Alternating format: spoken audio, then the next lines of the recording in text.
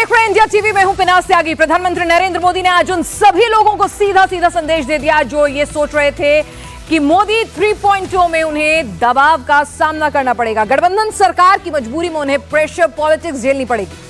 संसद के central hall में आज एनडीए संसदीय दल की मीटिंग में मोदी करीब 1.25 घंटे तक बोले और ऐसा बोले कि मोदी के तीसरे कार्यकाल में उनके तेवर ढीले पड़ने की जो भी लोग आशंकाएं या फिर उम्मीदें जता रहे थे वो सब गलत साबित हो गया। ये मीटिंग मोदी को एनडीए संसदीय दल का नेता चुनने के लिए बुलाई गई थी। चंद्रबाबू नायडू, नीतीश कुमार, चिराग पासवान, पवन कल्याण समेत एनडीए के सभी छोटे बड़े घटक दल और मुख्यमंत्री इस मीटिंग में शामिल थे। मोदी के पिछले भाषणों और आज की स्पीच में बस इतना अंतर था कि बीजेपी की जगह एनडीए का इस्तेमाल ज्यादा हो रहा था।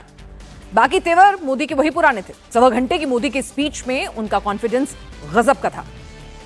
इस भाषण में उनकी विट दिखी ऑपोजिशन पर। और साथियों, गठबंधन के इतिहास में अगर आंकड़ों के हिसाब से देखें तो ये सबसे मजबूत गठबंधन की सरकार है।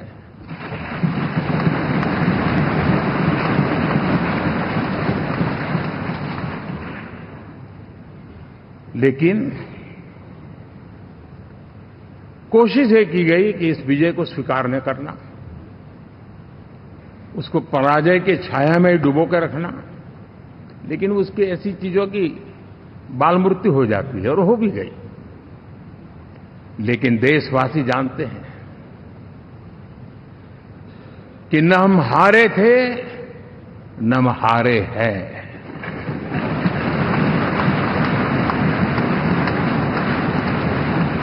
लेकिन 4 तारीख के बाद हमारा जो व्यवहार रहा है वो हमारी वो पहचान बताता है कि हम विजय को पचाना जानते हैं।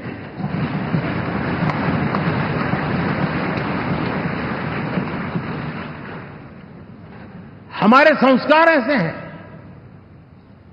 कि विजय की गोद में उन्माद पैदा नहीं होता है और न ही पराजित लोगों के प्रति उपहास करने के हमारे संस्कार हैं। तो 4 जून को आए चुनाव नतीजों के बाद से ईवीएम पर सन्नाटा पसरा हुआ है। विपक्ष को कोई भी बड़ा नेता जो है ईवीएम पर अब सवाल नहीं उठा रहा है और इस सन्नाटे को आज खुद नरेंद्र मोदी ने तोड़ा। एनडीए की मीटिंग में नेता चुने जाने के बाद मोदी ने मजाक मजाक में पूछ ही लिया कि भाई ईवीएम जिंदा है या मर गया। हम लोग जब 4 जून के नतीजे चल रहे थे, मैं तो अपने काम में कुछ व्यस्त था। बाद में फोन आना शुरू हो गए तो मैंने किसी को पूछा, यार ये तो ठीक है आंकड़े वांकड़े, तो मुझे ये बताओ कि ईवीएम जिंदा है कि मर गया।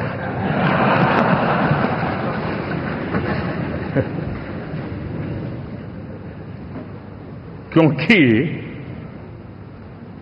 ये लोग तय करके बैठे थे कि भारत के लोकतंत्र और लोकतंत्र की प्रक्रिया के प्रति विश्वास ही लोगों का उठ जाए और लगातार ईवीएम को गाली देना। और मुझे तो लगता था कि शायद इस बार वो ईवीएम की अर्थी का जुलूस निकालेंगे। लेकिन 4 जून शाम आते आते उनको ताले लग गए, ईवीएम ने उनको चुप कर दिया। ये ताकत है भारत के लोकतंत्र की, ये ताकत है भारत की निष्पक्षता की, ये भारत की ताकत है भारत के चुनावी तंत्र की, चुनाव आयोग की। और मैं मानता हूं कि ये आशा करता हूं कि 5 साल तो अब ईवीएम शायद मुझे नहीं सुनाई देगा, लेकिन जब 29 में हम जाएंगे तो फिर से शायद ईवीएम को लेकर के नाचने की शुरुआत करेंगे क्योंकि इनके सुधरने की संभावना बहुत कम है। चलिए और ये बता दें कि नरेंद्र मोदी के पास पूरे नंबर हैं। दरअसल एनडीए का कोई पोस्ट पोल अलायंस नहीं है, ये प्री पोल अलायंस है। एक एडवांटेज है अगर संविधान के लिहाज से भी देखें तो। चुनाव से पहले बना गठबंधन और आज तो एनडीए ने औपचारिक तौर पर नरेंद्र मोदी को नेता भी चुन लिया है। आपको बता दें कि प्रधानमंत्री नरेंद्र मोदी को आज औपचारिक तौर पर संसद के सेंट्रल हॉल के अंदर जो है वो नेता चुन लिया गया है। आइए आपको दिखाते हैं इंडिया का संख्या बल क्या है। सरकार बनाने के लिए 272 चाहिए और देखिए यहाँ पे बीजेपी के बाद खुद के पास 240 हैं, टीडीपी के 16, जेडीयू के 12, शिवसेना के 7, LJPR Chirag Paswan 5, RLD 2, JDS 2, JSP 2, ADS 1 और उसके साथ ही हम का एक सांसद आपके पास है। साथ ही एनसीपी अजीत गुट का एक सांसद आपके पास है और एजेएसवीआई का भी आपके पास एक सांसद है। तो कुल मिलाकर आप बहुमत के आंकड़े से बहुत ज्यादा आगे हैं। 293 का नंबर आपके पास है। एनडीए में ट्यूनिंग भी बैठ गई है। वो लोग जो ये चाहते थे कि नायडू और नीतीश भाग जाएं या फिर उनको भगाने जैसी बातें फैला रहे थे, कह रहे थे कि भाई ब्लैकमेल करेंगे, अपनी डिमांड रखेंगे, आज उनको भी तगड़ा झटका लगा। एनडीए की बैठक में टीडीपी के नेता चंद्रबाबू नायडू और जेडीयू के नेता नीतीश कुमार ने प्रधानमंत्री के रूप में नरेंद्र मोदी के नाम का समर्थन किया। मोदी के विरोधी इंडिया अलायंस के नेता जिन दो नामों को लेकर सबसे ज्यादा भ्रम फैलाते रहे, बयानबाजी होती रही, सबसे पहले उन्होंने ही मोदी के नाम पर अपनी पार्टी की मोहर लगाई। टीडीपी के चंद्रबाबू नायडू ने बिना किसी लाग लपेट के, बिना किसी हिचक के नरेंद्र मोदी को सही वक्त का सही नेता करार दिया। नीतीश कुमार बोले मोदी जो कहेंगे वही करेंगे, अब हम कहीं दूर नहीं जाएंगे, यानी वो अटकलों को भी खारिज कर दिया। जो काम बचा है पूरा करेंगे और अगली बार के लिए भी बता दिया कि हम साथ ही रहने वाले हैं, क्योंकि जो इस बार नहीं हारे उनको भी हराएंगे। टीडीपी की बात करें तो देखिए कि क्या कुछ कहा चंद्रबाबू नायडू ने मोदी के लिए कि सही वक्त के सही नेता हैं इस वक्त, और इसके अलावा एनटीआर का सपना पूरा कर रहे हैं मोदी। एनडीए के साथ टीडीपी का पुराना रिश्ता है, तो वाजपेयी सरकार के दौर के रिश्तों को याद किया। नरेंद्र मोदी विकास करने वाले नेता हैं। तो यानी कि जो तमाम अटकलें चल रही थी कि भाई दोनों नेता जो है अपनी डिमांड रखेंगे, कई ऐसी नीतियां हैं जिन पर टकराव की स्थिति उत्पन्न हो सकती है, तो सभी पर एक तरह से पूर्ण विराम लगाया है। कॉमा लगाया तो वक्त बताएगा, लेकिन फिलहाल ये बता दिया है कि भाई मोदी हमारे नेता हैं और उन्हें हम पूरा समर्थन देते हैं। दल यूनाइटेड भारतीय जनता पार्टी संसदीय दल के नेता आदरणीय श्री नरेंद्र मोदी जी को भारत के प्रधानमंत्री पद के लिए समर्थन देती है। आज ये बहुत ही खुशी की बात है। 10 साल से ये प्रधानमंत्री हैं और फिर प्रधानमंत्री होने जा रहे हैं और इन्होंने पूरे देश की सेवा की। अब पूरा भरोसा है कि जो कुछ भी बचा है अगली बार ये सब पूरा कर देंगे, और जो भी हर राज्य का है, और हम लोग पूरे तौर पर सब दिन इनके साथ रहेंगे और पूरे तौर पर जो कुछ भी है आज जिस तरह से भी ये करेंगे बहुत अच्छा है। और आप जान लीजिए कि कुछ लोग, हम लोगों को तो अब लगता है कि अगली बार जो आप आइएगा ना, तो इस बार हम देखें कि कुछ इधर उधर कुछ जीत गया है, अगली बार सब हारेगा, हमको पूरा भरोसा। ये सब बिना मतलब का बात बोल बोल करके क्या किया है? ये सब कोई काम किया है? उन लोगों ने आज तक कोई काम नहीं किया, देश की कोई सेवा नहीं की है।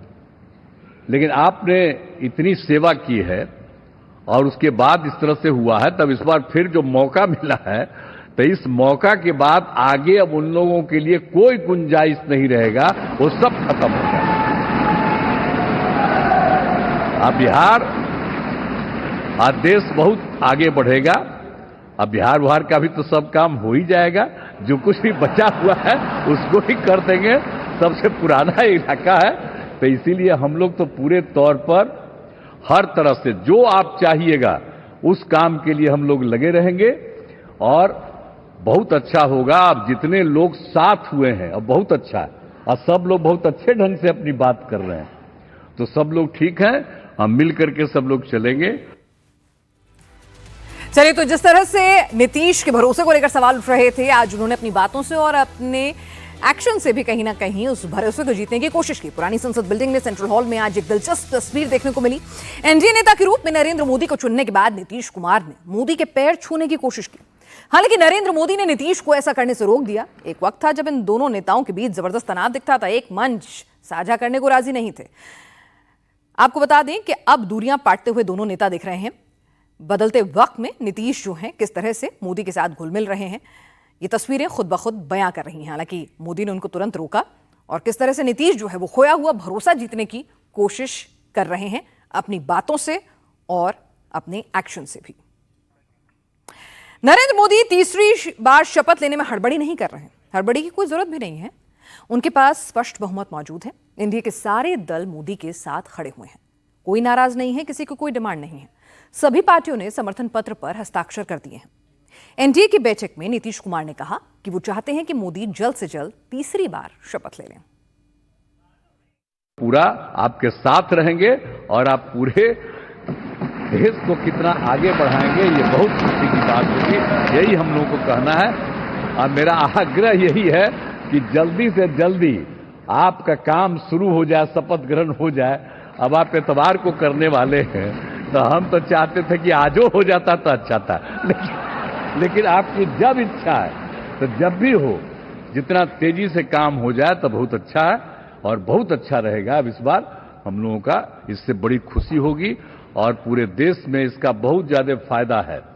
इधर उधर कोई करना चाहता है, उसको कोई लाभ नहीं है। तो इसीलिए मैं आपका अभिनंदन करता हूं और आपके नेतृत्व में सब लोग काम करेंगे, सब लोग चलेंगे इन्हीं शब्दों के साथ। और आप सब लोग इतना खुशी हैं, सब पार्टी के लोग, मैं उनका भी अभिनंदन करता हूं और यही कहूंगा कि हम सब लोग इनके साथ रहेंगे और एक साथ होकर के जो कुछ भी करेंगे इनकी बात को मानते हुए हम लोग आगे चलेंगे। इन्हीं शब्दों के साथ बहुत बहुत धन्यवाद। नीतीश अपना भरोसा दिला रहे हैं, अपना साथ होने की बात कर रहे हैं और निर्विरोध तरीके से वो मोदी को अपना नेता मान रहे हैं, क्योंकि वो भी जानते हैं कि बिहार की राजनीति के लिए उन्हें भी प्रधानमंत्री और केंद्र का साथ बेहद जरूरी है। अब चंद्रबाबू नायडू का बयान भी सुन लीजिए। नरेंद्र मोदी को लेकर सारा कंफ्यूजन नायडू ने ही क्लियर कर दिया था।